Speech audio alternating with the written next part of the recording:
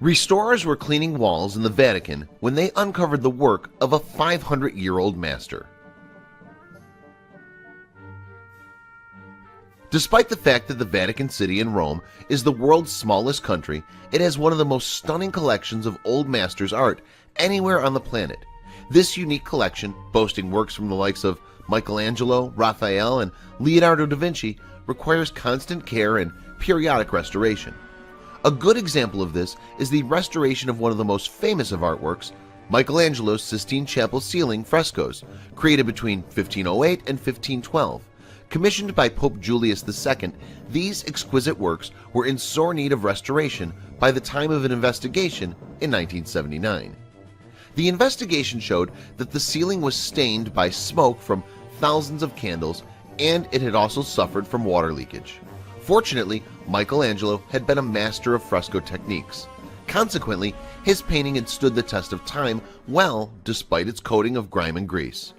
The restoration attracted much controversy, with some art historians vehemently opposed to it. But the procedure went ahead and it revealed the luminous colors that had been hidden by the coating of dirt for so long. Supporters of the restoration were happy to see the luminous colors, while opponents remained unconvinced. A prominent supporter of the Sistine Chapel restoration, the erstwhile Director General of the Vatican Museums, Carlo Pietrangelo, wrote in the foreword to The Sistine Chapel, a book edited by Massimo Giacometti, "It's like opening a window in a dark room and seeing it flood with light." Many others have agreed with this judgment.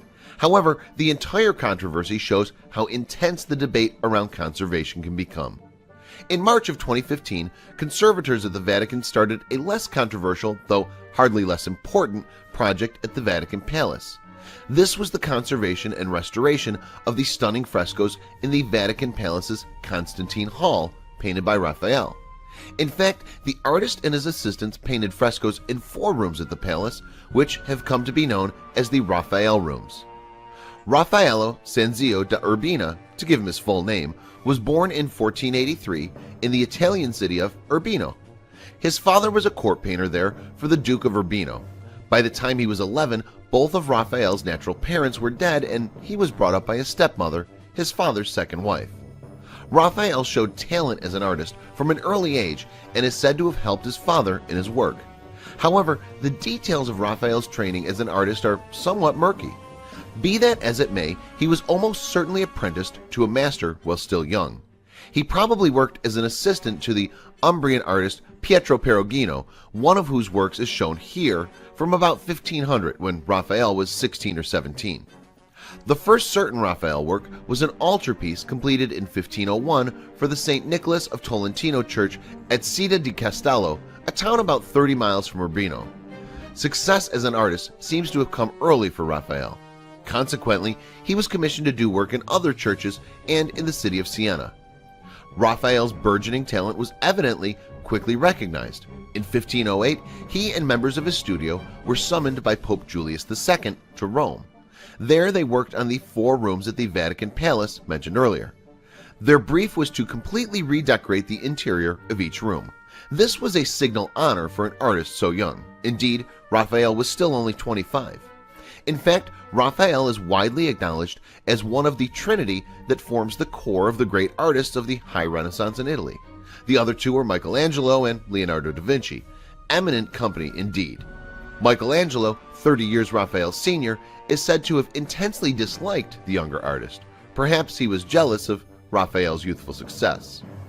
One of the 4 rooms was the Sala di Constantino, or Hall of Constantine, named for the Roman Emperor Constantine. Constantine ruled from 306 to 337 and was distinguished by the fact that he was the first emperor to convert to Christianity, although not until he was near death. Nevertheless, he was and is a revered figure within the Catholic Church.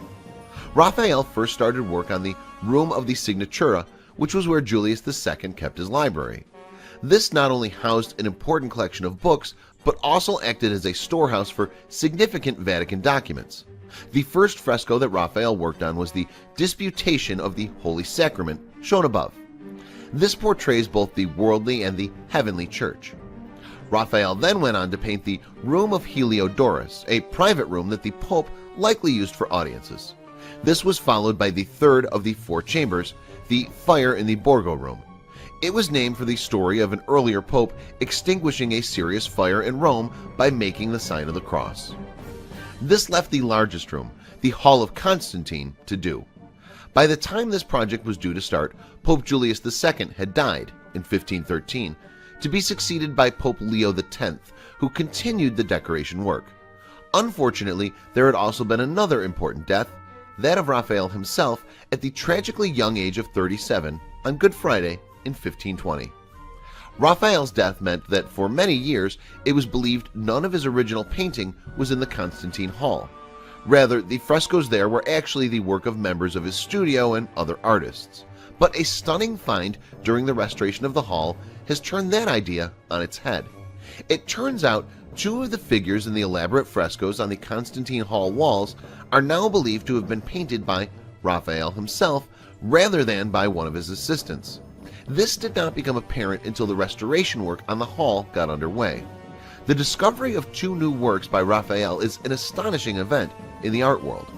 The Italian newspaper La Stampa quoted one of the conservators, Fabio Piacentini, as saying, "By analyzing the painting, we realized that it is certainly by the great master Raphael.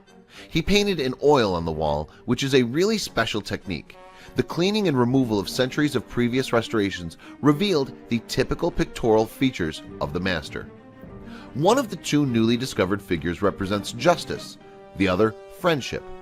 Justice is shown here, while friendship is shown here. The use of oil to paint is itself unusual and not the commonly used technique of fresco painting. Arnold Nezelrath of the Vatican Museums told La Stampa, "Raphael was a great adventurer in painting and was always trying something different." A haunting truth about these two figures is that they're very likely to have been the final works that Raphael painted before his untimely death. We can only speculate about what further masterpieces Raphael would have left us had he lived longer. Share this video with your friends below.